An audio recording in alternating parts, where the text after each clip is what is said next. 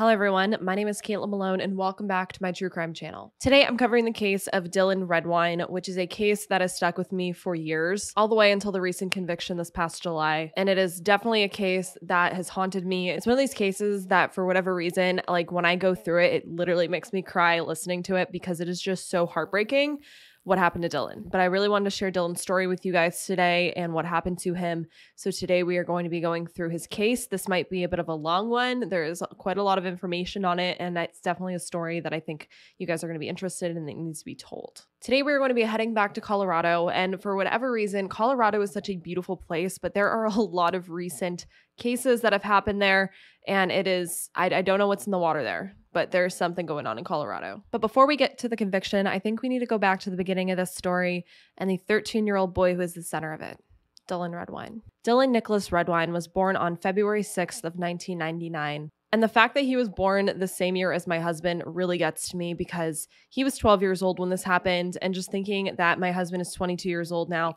just thinking that Dylan would also be 22 years old right now is just heartbreaking. But Dylan was born to Elaine and Mark Redwine, and he grew up in Bayfield, Colorado. When Dylan was born, he had a brother who was 7 years old at the time, and despite the age gap, they actually grew up really close. And although Corey was 7 years older than his brother, he would go on to say that they were like best friends. Dylan was described as a rambunctious and joyful kid. Corey also said he was a gifted athlete and that he liked going outdoors and doing outdoor things, as people in Colorado normally do, but that also he was like any kid his age and he really loved video games. So it seemed like their father, Mark, was in the picture while Dylan was younger, and he was even a stay-at-home dad at one point, and he grew pretty close to little Dylan. But in 2007, when Dylan was 8 years old, Elaine and Mark ended up separating, and they got a divorce after 18 years of marriage.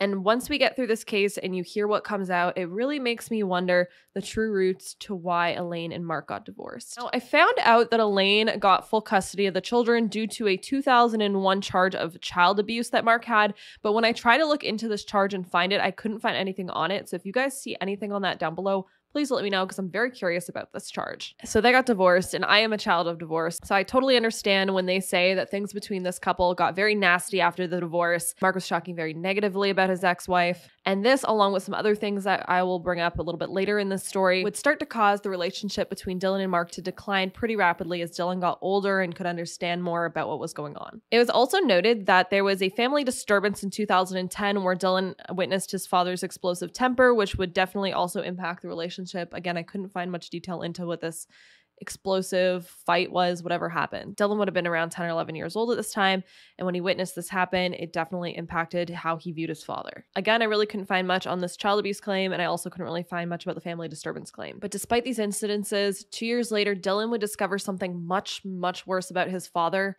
that would change his life forever.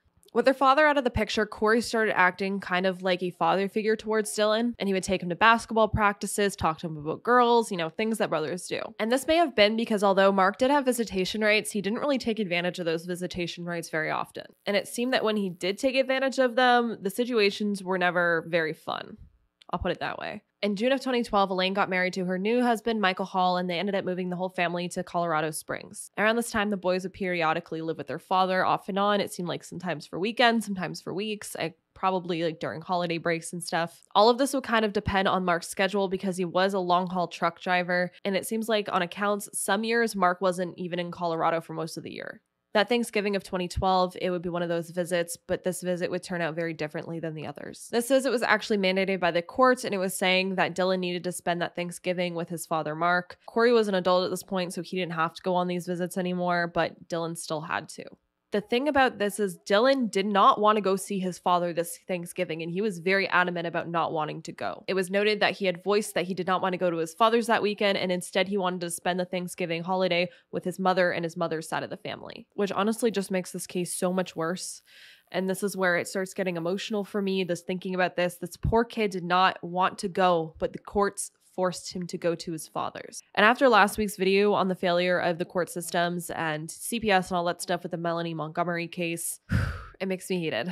But again, this is just one of those cases where the system fails a child. And I'm not going to say it's CPS's fault in this point, because this is a court thing. Dylan didn't want to go so bad that Elaine even went as far as asking her lawyer if there was anything that they could do. And this lawyer spoke to Dylan and heard his concerns, citing that he did not want to be around his father, but there was nothing that Elaine or her lawyer could do because it was court mandated. So on November 18th of 2012, Elaine would say goodbye to her son for the last time as he boarded a plane and was sent off to his death. Elaine would be quoted saying, "I figured he was safe because he was with his dad." I'm telling you guys, I don't know why this case, it's literally making me tear up. Like, it's just so fucking sad. I need a second to like gather myself because I'm literally crying already.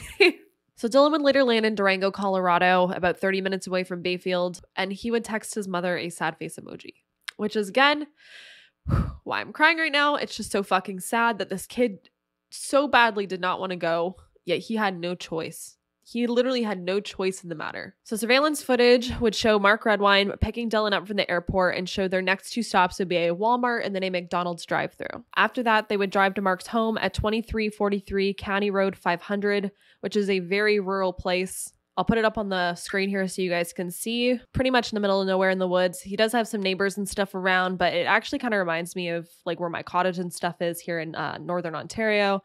It's very rural. And being this rural, it does remind me of some other cases that I've covered recently, such as the Summer Wells case and the Justin Evans case. Just these young adults and children going missing or being murdered in these very rural areas. So upon arriving at Mark's home, Dylan ended up texting his best friend Ryan, who actually lived in Bayfield. And this is when he asked his father if he could spend the night hanging out with his friend, which Mark turned down. Instead, he offered that he would take Dylan to Ryan's home around 6:30 a.m. the next morning. He randomly just changed his plan. He said, "Can't come, sorry, I'll hang tomorrow." And I told him, okay. "You can't come, sorry, I'll hang tomorrow." That's at 6:57 p.m. on November 18th. Yes. And it looks like at 7:09, the top of page 7, you ask him why. Yes.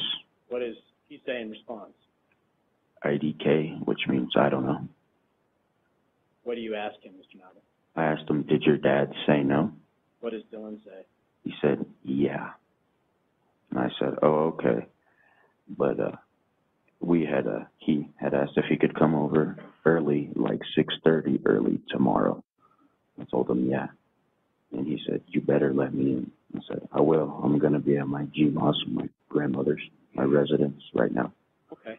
That night, Dylan also was texting his friend Amanda Saxton, and they were talking about a show called Adventureland, but that conversation ended out of nowhere and Dylan stopped responding. The last cell phone activity that Dylan would have that night would be a text from his mother where she said, "How are you doing, son? Doing okay?"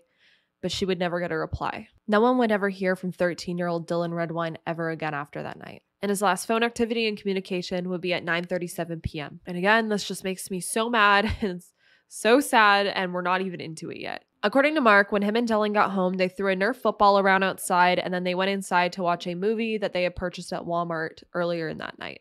Around 10 p.m., Mark claims to have gone to bed and says that Dylan was still awake at this time when he went to bed. At 6:45 a.m. the next morning, Ryan texted his best friend, eager to see him after being apart for so long. Because remember, Mark said that he was going to take Dylan over to Ryan's around 6:30 a.m., but when Dylan didn't arrive on time, Ryan ended up sending him a text message at 6:46 a.m. saying, "Where are you?" And that text was never responded to. According to Mark, he woke up at 5:45 a.m. in preparation to bringing Dylan to Ryan's. He ended up getting ready for the day, but it wouldn't be until 7:30 a.m. that he claims to have attempted to wake Dylan up, who was sleeping on the couch. And when he wouldn't wake up, he ended up just leaving him there so that he could go run errands in Durango. I find this very odd that he woke up so early in the morning to take Dylan to Ryan's house, yet he didn't attempt to wake him up until an hour after he was supposed to already be at Ryan's house. Does not make sense right off the bat. Were you going to take him with you to run errands? Well, there was some discussion that he had had with me the night before about leaving with me so I could drop him off in the Bayfield area with one of his friends that had been trying to text him or he had been communicating with. Mm-hmm. You know, as he indicated to me that he was up till 4 o'clock the morning before and that he was tired from being in the airport most of the day in his travel from Colorado Springs to Durango. I laughed at him kind of jokingly because I know him. If he ain't got to get up, he's not likely to get up, and he's not the kind of kid that's going to get up at 6:30 if he doesn't have to. But, you know, his friends are important, and I know they're important to me, so there was a possibility, but it doesn't surprise me that he elected not to get up when I left. And when I left and he acknowledged that everything that I was saying to him and that I would be back, he knew that when I came back, I would be working on getting him down to his friends. And that's part of the struggle that we all have is, what happened to him between the time I left and the time I got back. It honestly reminds me a lot of the Justin Evans case, where they all claimed that Justin was in his bedroom for all these days, but no one attempted to wake him up to go to work, even though he was supposed to be going to work with his best friend he lived with. It just makes no sense. Anyways, Mark's cell phone records ended up showing that he contacted Dylan around 4 times that day. At 8:14 a.m., he said, "Hey, bud, out of the office, call me." A minute later, he said, "Call me, please." At 11:23 a.m., he said, "Dill, I'm home and you're nowhere to be found. Come back so I can get you to Bayview. At least call me, okay?" And then finally, around 2:33 p.m., he said, "Dylan, you need to call me. Where are you?" During the delivery of these messages, cell phone towers showed that Mark drove from his home to Durango and then back home from Durango. He also called Dylan's phone 7 times. The last call was at 9:32 p.m. that night. And then there would be another call the next morning at around 7:19 a.m., but we'll go there. Dylan wasn't even at his father's for 24 hours before he went missing. I don't even think he was there for 12 hours before he went missing. So on the 19th, the day that Mark couldn't wake Dylan up on the couch, he ended up eventually contacting his ex-wife, Elaine, and this was a text that he sent her saying, "Elaine, I'm wondering if you have heard from Dylan. I've been trying to contact him all afternoon." And then she responded by saying, "It's really worrying when I'm 7 hours away and I get a message like this from you. I haven't heard from Dylan today. Where did you leave him or last see him?" Which is extremely worrying when you send your son to go stay with someone and then they send you a message saying they don't know where they are. A few minutes later, Mark ended up telling his story about going into town earlier that morning and that then he left Dylan and Dylan was fine. And then he was worried because he wasn't able to reach him. Elaine ended up writing back, "He wouldn't just leave. He would have called me and I'm so suspect of you right now. How could he just disappear?" So right off the bat, Elaine knew that her son would not just run away and that she was very suspicious that something happened. And it made her even more suspicious when Mark said he had contacted the marshal's office, but when Elaine called the marshal's office, they had no clue who Dylan was or that he was missing. Ryan would end up saying that Mark had went over to his house to see if Dylan was there and that he had tried to contact Dylan's other friends in the area. Pretty immediately after Elaine got this news, she contacted her son Corey, and then her son Corey and her husband Michael drove all the way to Bayfield to go figure out what was going on. Because it was such a long drive and they were only notified pretty late into the evening that day, they wouldn't arrive till around 2:30 a.m. the next day, and they immediately headed over to the marshal's office in the middle of the night. It would turn out that Mark eventually did report Dylan missing, but it wouldn't be until a lot later than what he claimed to. And the story Mark told the officers went like this. He had arrived home from his errands around 11:30 a.m., the TV was on, and there was a bowl of cereal in the sink, but Dylan wasn't there. So the thing was, if he found out around 11:30 a.m. that his son was missing, his 13-year-old son, why did it take him until 6 p.m. that day to report him missing? So during all this time, from the time that Mark reports Dylan missing to the 2:30 in the morning and so on, things are happening because Mark has reported him missing. The police are now aware. They start searching. Roy Vreeland, who is a Pine River deputy fire chief, received a message on November 19th concerning a missing child. Realizing it was getting dark out, he immediately responded, knowing that the darker it got, the harder it would be to try to search. Upon arriving at Mark's home, Vreeland noted seeing multiple liquor bottles, and Mark answered the door looking disheveled, yet his demeanor was very laid back for his son being missing. He also noted that Mark Redwine was concerned but not frantic. It also turned out that Deputy Vreeland had brought a scent dog with him in hopes of tracking Dylan, but when he asked Mark for items of Dylan so that he could use for the scent dog to, track Dylan, Mark told Vreeland that there were no items in the home that belonged to Dylan, which makes no sense because Dylan had brought bags with him to stay the weekend. After that strange encounter, the deputy asked Mark to take him where Dylan had slept in hopes of, getting a scent off of that area, but the dog couldn't pick up any scent on the couch where Mark said Dylan had slept. So that really begs the question, did Dylan ever even get to sleep that night when he arrived? To make things even stranger, Mark was not helping search for Dylan. Instead, around 10 or 11 p.m., Vreeland noticed that Mark turned off the lights inside like he was going to bed, which is really odd because Mark's neighbor Connie would end up telling police that she noticed the night before that Mark's porch light was still on at 2 in the morning, which wasn't normal for him. But then the light was off when she woke up in the morning. So now Elaine, Corey, and Michael are in Bayfield. They're ready to help search. And at 7 a.m. that morning, the search picked back up again. Elaine, Corey, and her husband Michael all joined in to search the woods in the surrounding area. They went door to door asking if anyone had seen anything, but surprise, surprise, Mark did nothing. You know what Mark was doing instead? Well, according to Deputy Vreeland, Mark was sat up on his porch, sipping his morning coffee, watching everyone run around looking for his son. He didn't offer to help. He didn't ask if anything had been found, if his son had been found. The only thing that Mark would eventually offer up was that maybe Dylan had gone fishing. And this idea would come to Mark after he searched all over the house and couldn't find his fishing pole, saying that fishing was Dylan's favorite thing to do. So maybe Dylan had gone fishing. He also told police that Dylan's favorite spot to go fishing was this little lake about 9 miles away. But all of this would later be disputed by Dylan's brother Corey, who would later testify that Dylan didn't even know how to tie a lure. He would say that sure, Dylan liked to go outside and do things, but fishing would not be his first choice. Again, Dylan couldn't even tie a lure, so how was he going to go fishing? In the end, the story would pretty much come out to be a hoax, and it was just to have police looking in the wrong direction. Because a few months later, this fishing pole would magically turn up in Mark's garage. Thankfully, police had realized at this point that the fishing story was just a tactic for law enforcement to be searching the wrong direction and not focus on Mark's home, which was the last place that Dylan was seen. On November 24th, cadaver dogs would end up hitting at the edge of Vallecito Lake, but despite their efforts, they even used, divers and sonar and everything, nothing would be found. In the early days and weeks of Dylan's disappearance, the police were pushing this theory and this idea that maybe Dylan had run away, and this idea had come from Mark. And it's really theorized now that the police maybe were just going along with Mark's theories to try to make him think that the police were on his side, when really the police knew that he was trying to play them the whole time, saying like, oh, Dylan went fishing, Dylan ran away. Because from all accounts, there was no reason that Dylan would run away. He had a reason to, his father. Mark had all these theories and stories that like, oh, maybe Dylan ran off and decided to go camping in the woods. Like, Dylan was not one of these kids. Dylan was a 13-year-old boy. If I pictured my husband at 13, he was playing video games in his room. Yeah, he liked to go outside and like go for bike rides and like go hang out with his friends around town, but he was not going to run away and go camping in the woods by himself. Dylan didn't have those life skills. And yes, Dylan didn't want to be there that weekend with his father.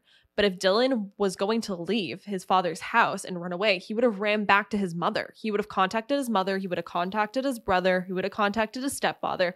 He would have told them that he was coming home and like to come pick him up or something. Like, he wouldn't just run off. And again, he was in the middle of nowhere. Mark lived in the middle of the woods. This kid couldn't just like run over to a bus station and like go. He had nowhere to run to out there. So it's kind of theorized now that the police were just saying this so that Mark would drop his guard and be more open with the police. And this was also the idea that was going on because despite Mark not being announced as a person of interest for many years, multiple officers and people close to this case would come out and say that they suspected Mark from the beginning. So moving forward a little bit, Elaine Redwine would talk to ABC News Radio and do an interview. And in this interview, she would say that she was concerned that Mark Redwine may have something to do with her son's disappearance. She also said that her ex-husband was upset that she had received primary custody of Dylan. And again, this entire time, Elaine was pushing back on the narrative that her son would have ran off, being quoted saying, Dylan wouldn't have left willingly. If there was any way to communicate, he would have called. Dylan is a generational kid and very tech savvy. He wouldn't have gone to the mountains to pitch a tent or build a fire. Again, this was because Mark had all of these ideas he was spewing out about Dylan running away.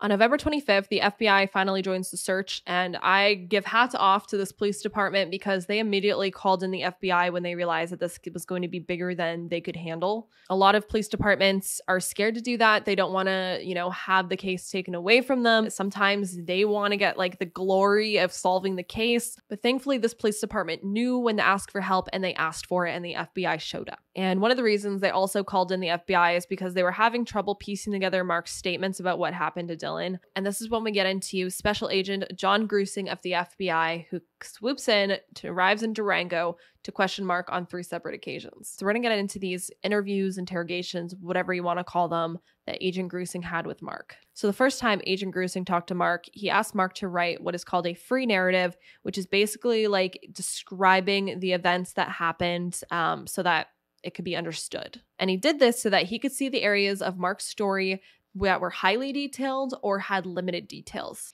And this would really point out areas where Mark may be lying and areas where maybe he was compensating by over detailing. And his findings were that Mark was very detailed about November 18th, which was the day that Dylan arrived. He went into detail about going through the McDonald's drive-thru, going to Walmart, throwing that football around. He even detailed how Dylan and him had been roughhousing that day. And seeing the mention of the words roughhousing, Grusing took this opportunity to ask Mark if Dylan had been injured at all during this roughhousing. Anything that caused him to bleed at all. Basically giving Mark an out to explain why they might end up finding blood in the home for any reason.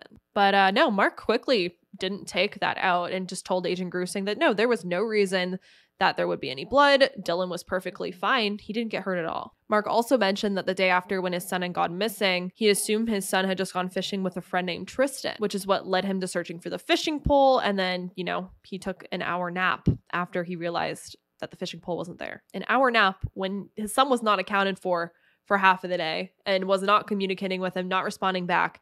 He just went and took a nap. Reasonable, right? This is again where Mark also lends to the idea that maybe Dylan ran away. The next day, on November 27th, friends and family of Dylan hold a vigil for him. And this is where Mark makes his first public appearance. To complicate the story even more, the next day, Mark tells a local paper that he doesn't believe Dylan ran away because he had nothing to run away from. He, I think, was quoted at one point saying that there was like a 5 or 6% chance that Dylan ran away. Yet he kept saying that Dylan ran away. So his stories were all over the place. The thing is then, where was Dylan, Mark? Where was Dylan if there was only a 5% chance that he would have ran away, yet you're saying that he ran away? It makes no sense. This day on the 27th, Agent Grusing also made his second visit to Mark, who ended up opening his front door looking very disheveled with red, bloodshot eyes. And Agent Grusing describes his eyes as if he had been crying or maybe drunk. But Mark also opened this door clutching a pillow. And Mark claimed that this pillow was possibly the last thing that Dylan had touched. And this is a really odd statement because the scent dogs hadn't picked up anything on that pillow. On top of that, Handler had even done an experiment using a baseball cap of Dylan's that Elaine had brought. And this was actually one of the items that they had used to track over to Vallecito Lake. And when they tested the scent dog against Dylan's hat and this pillow that Mark claims Dylan slept on, again, her dog did not hit at this pillowcase. And that brings us to the conclusion that Dylan never slept on that pillow and that Dylan possibly never even made it through that very first night he stayed at his father's home. But then it also makes you think, was Mark possibly giving the police items that Dylan didn't touch so that maybe they couldn't find Dylan? November 29th, law enforcement executes a search warrant on Mark's home. This will also be the third interview that Agent Grusing did with Mark. Grusing let Mark know that the agents would be searching the home, looking for any signs that Dylan was even there or that Dylan had been injured in the home. And this is when Mark's story about Dylan being injured would change. Agent Grusing would end up taking Mark to an FBI office to do this interview while the home was being searched. And during this interview, Mark changed the story several times. Not that he had already changed it 342 times already. At one point, he would end up telling Grusing that Dylan had a cold sore on his lip that was oozing blood. And that's why if the agents were searching the home, that they might find blood everywhere. But when Agent Grusing let Mark know that he was going to cross-confirm this cold sore with Elaine, because she has seen him the exact same day Mark is claiming that he had this cold sore, so he would have had this cold sore when he boarded the plane. Mark ended up changing his story and saying that he mixed up Dylan with someone else. Instead, he said that while he was throwing the Nerf football around with Dylan, it ended up hitting Dylan in the face, and then I assume it busted his lip or something, so Dylan was bleeding everywhere, which is really strange because he told Agent Grusing the day before that when he was playing with the Nerf football with Dylan, nothing had happened. He didn't get injured. So according to Mark now, this Nerf football hit Dylan so hard in the face, which Nerf footballs are pretty soft to begin with, so I don't see how it would injure someone to that degree. But either way, Mark says that he hit Dylan in the face so hard with this football that it caused him to bleed. And on top of that, he also left a little detail in that he had spat blood on the floor, maybe to explain why there might be some blood splatter in the home. From there, Agent Grusing brought up the question of what might have happened to Dylan, bringing up the theory of a bear. Grusing was quoted during court testifying, "I believe it was me who was said what, a bear?" And he got animated and said, "We have bears around here and a bear could have got him." Mr. Redwine's reaction was not what I expected when I posed what if a bear took his son. He got excited, almost animated at the possibility. I said an accident probably happened and we needed to start talking. I wanted the defendant to tell us what happened to Dylan and he could either cooperate and tell us what happened to Dylan or get in the way of justice as it came down on him.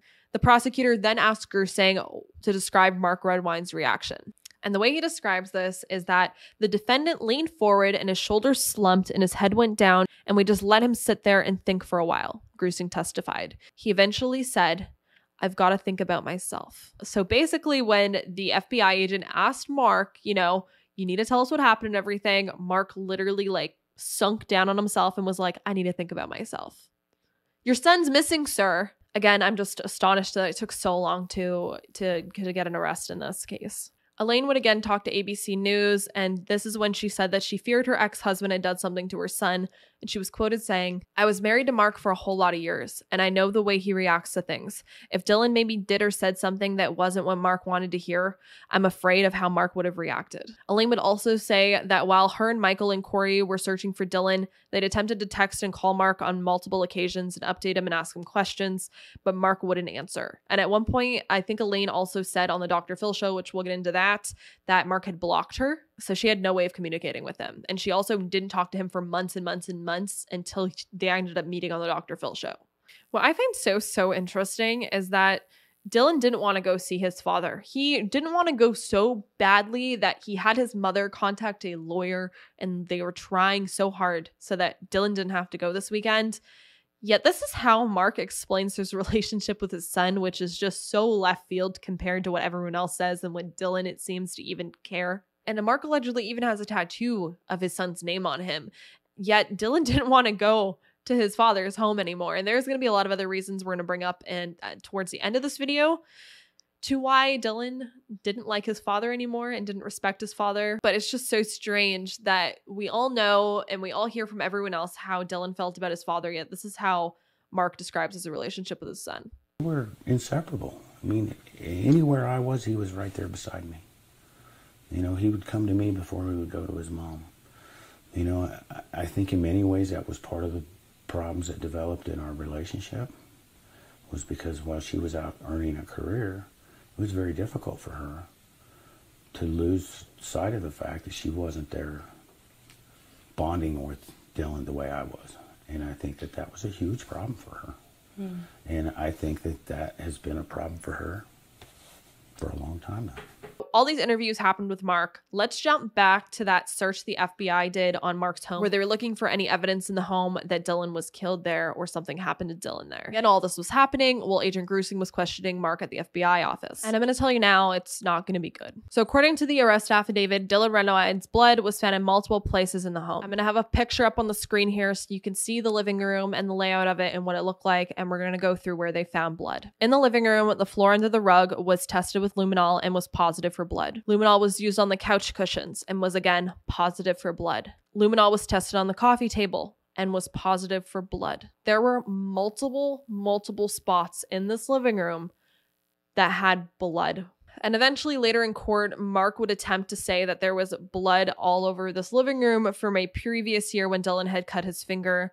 But it would be proven that Mark's home had caught on fire after this alleged time that this happened, and that everything had been replaced, like the furniture, the floors, everything had been replaced after this alleged incident. So once again, Mark's story didn't make sense, because if Dylan had cut himself in this time period that he said he did, the blood wouldn't be there anymore. And on top of that, there wouldn't be this much blood from simply cutting your finger in like a small incident like that. There would not be this much blood. And there was even blood found underneath a rug on the floor. So either this rug had been moved and then put back there, or like replaced something.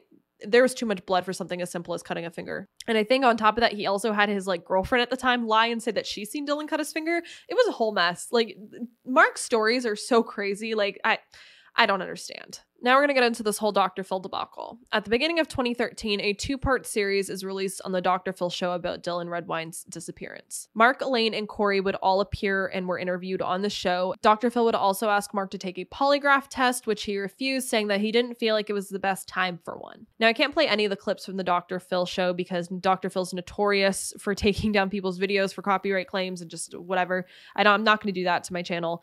But if you want to see them, I'll have them linked down below, or just go Google, Dylan Redwine, Dr. Phil.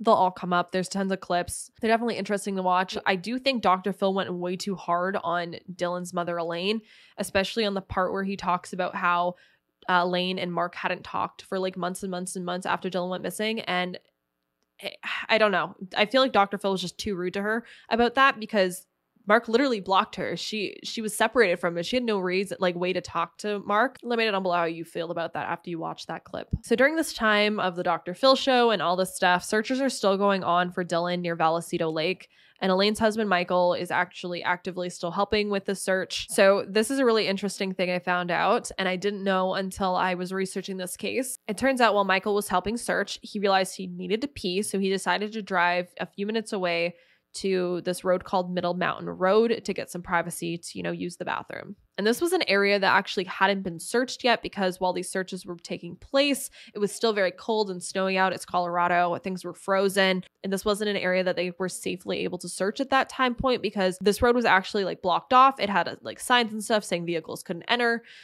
It wasn't like a main public road. I actually went and looked on Google Maps at this road. You actually can't do the whole like street view down this road at all. It looks like this road leads to like Vallecito campgrounds and stuff. Like it's not a main road that you can just drive down. But Michael had gone over near this road to use the bathroom, and Michael claims that he's seen Mark Redwine hurtling down this road in his pickup truck, this road where you're not supposed to be driving on. So it begs the question that Mark can't help search for his son, yet he's driving around on roads he's not supposed to be driving on. Like, what is going on, dude? Michael also says it was even stranger because as soon as Mark realized that Michael was there and had seen him, he like bolted away. So Michael ended up deciding to install like trail cams and stuff along this road to see if Mark went back there and if he was, going on this road, why he was going on this road. I didn't end up seeing any results from him putting up these trail cams, if he even did put up these trail cams. I just seen it in another video covered on this case that this was mentioned. So it's strange for sure that Mark was on this road. If the story is true, don't see why Michael would lie about that. Keep it in mind though, because this is going to tie back towards the end of the story.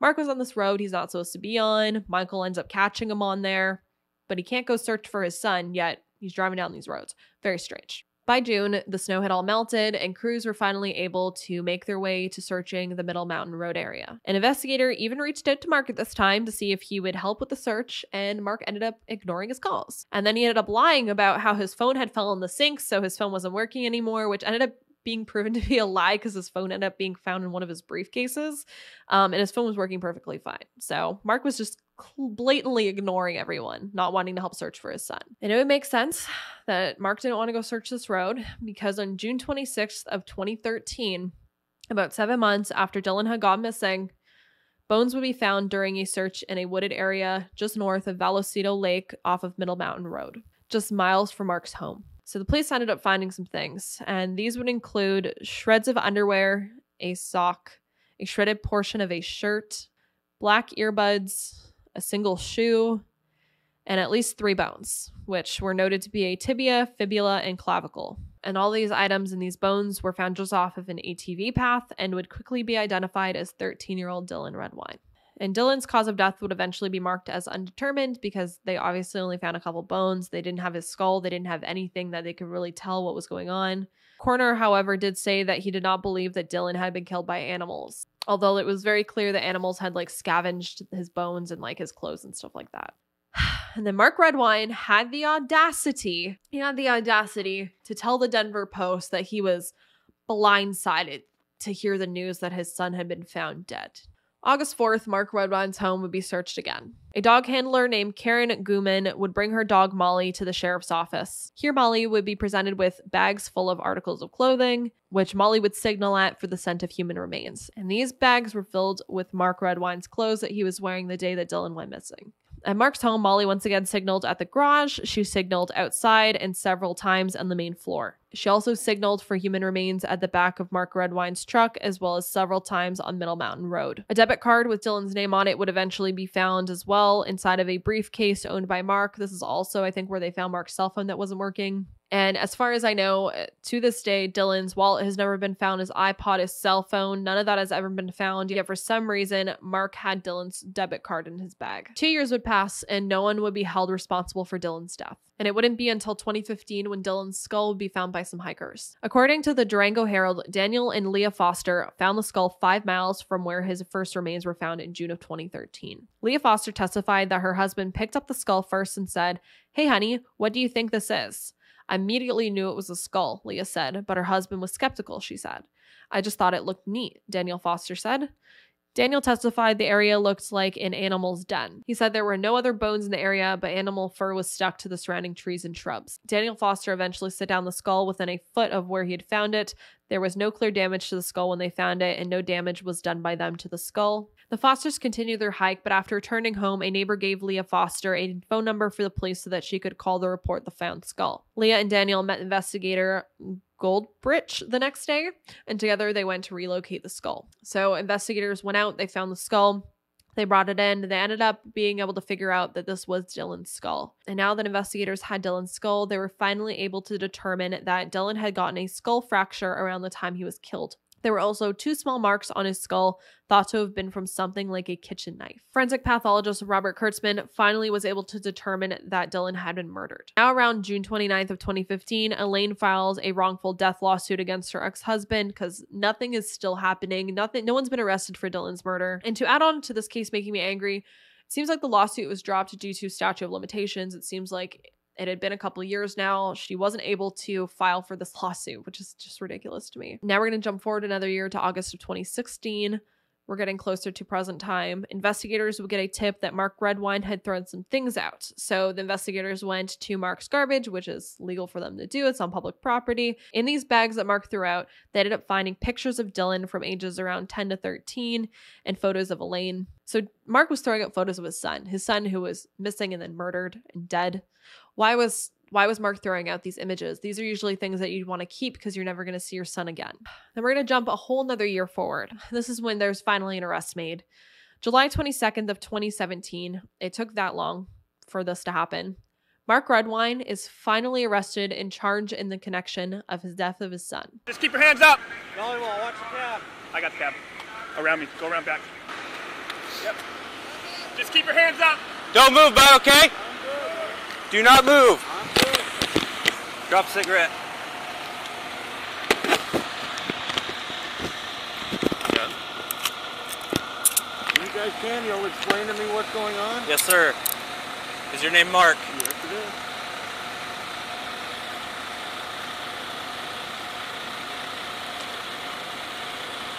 He's detained. Mark is detained. Mark, do you have any weapons on you, sir? No, sir, I do not.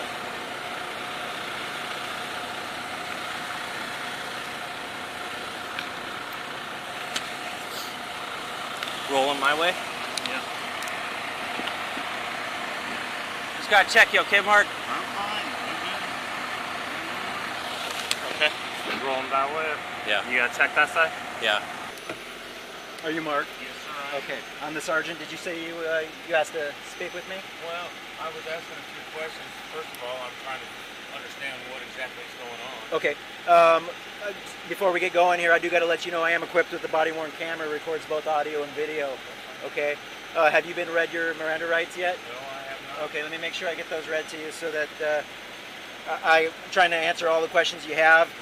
Yeah, having those rights in mind, the reason why you're in handcuffs right now is because we received a call from an agency in Colorado. You know, is it Washington County or is it?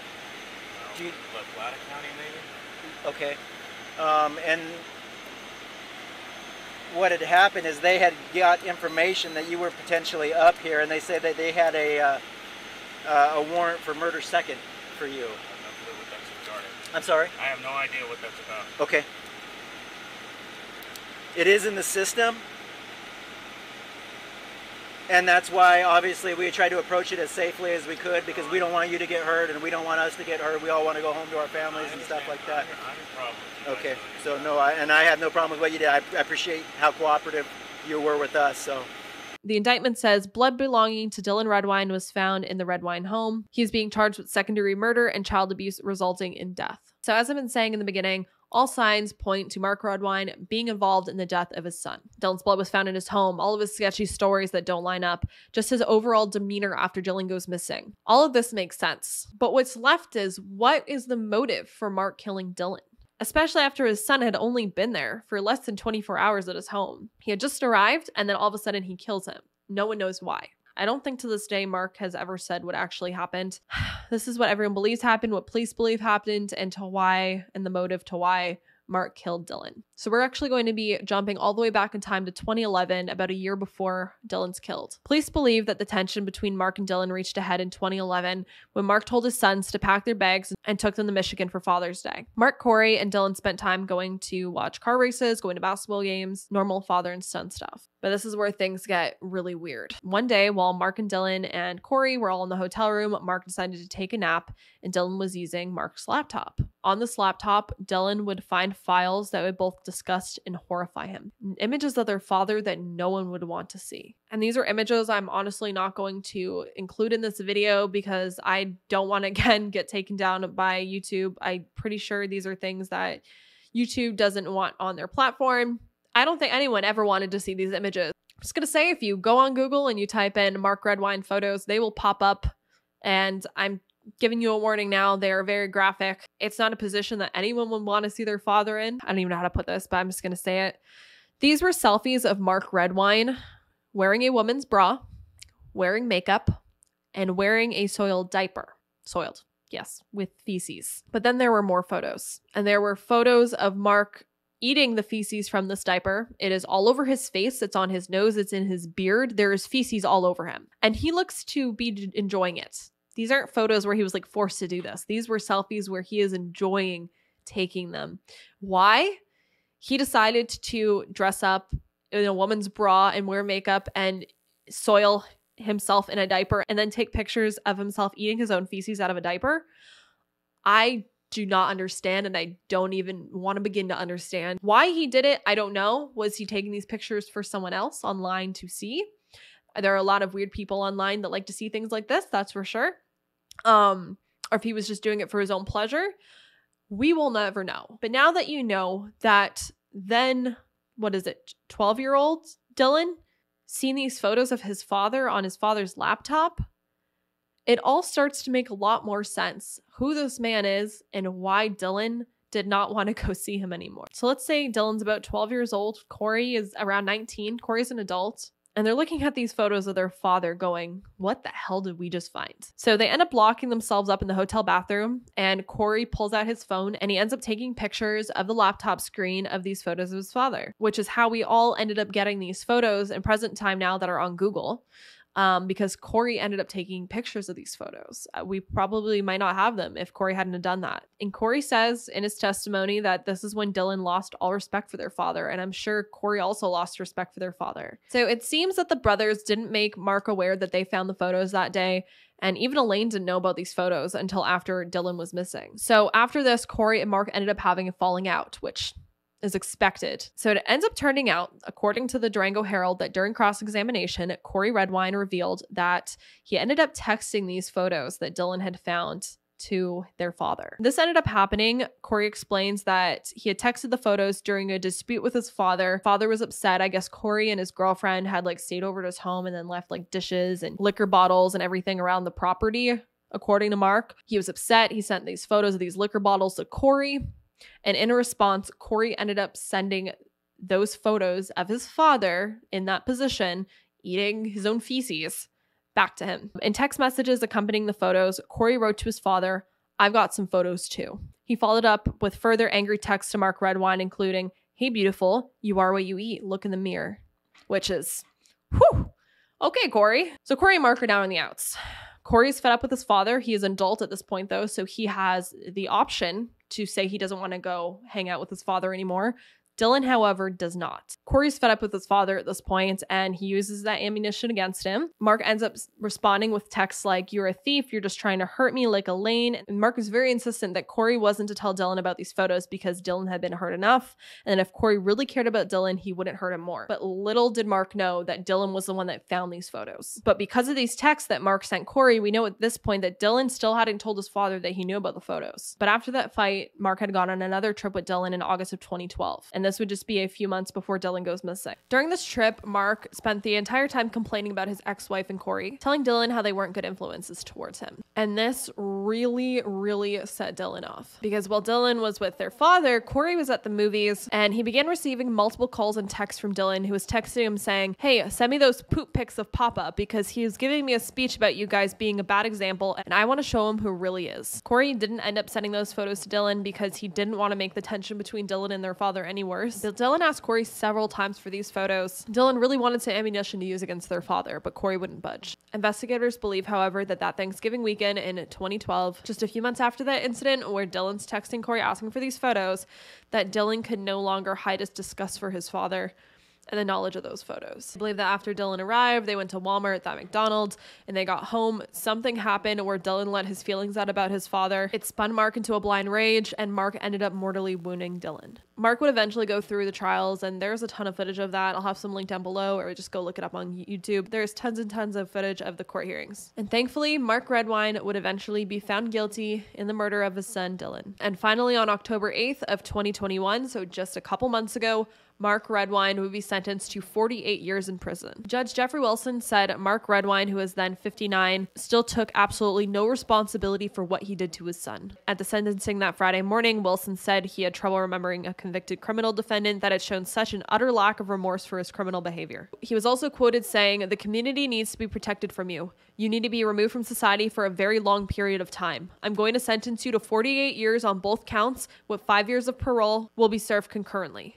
You'll receive 1,540 days of credit for your time served." Elaine was also quoted saying, "When I think about what happened that night, it breaks my heart to think of Dylan looking up at his dad. I don't even think it fazed you, which is why you need the max sentence." Which is why this case is just so hard, because this poor child, again, I know I keep reiterating it, did not want to be there. And they tried to do what they could so that Dylan didn't have to be there with his father, yet the courts forced Dylan to. He had no choice. And then he finally couldn't take it anymore. He needed to confront his father, and his father killed him for it. It's just absolutely ridiculous. So do you remember Dylan's friend Ryan that I mentioned earlier in the story? He was supposed to go hang out with Ryan the next morning and never did. Well, today Ryan would be around 22 years old. Ryan said in an interview that he kept a basketball that was Dylan's and even brought it to college, which is another thing that Dylan will never get to experience because his gross-ass father took that away from him. This case just makes me so angry because Dylan was just an innocent child who didn't want to be in the situation that he was in, but he was forced to. And he had seen one of the worst things that you could ever imagine seeing about your parent, and he was keeping it a secret.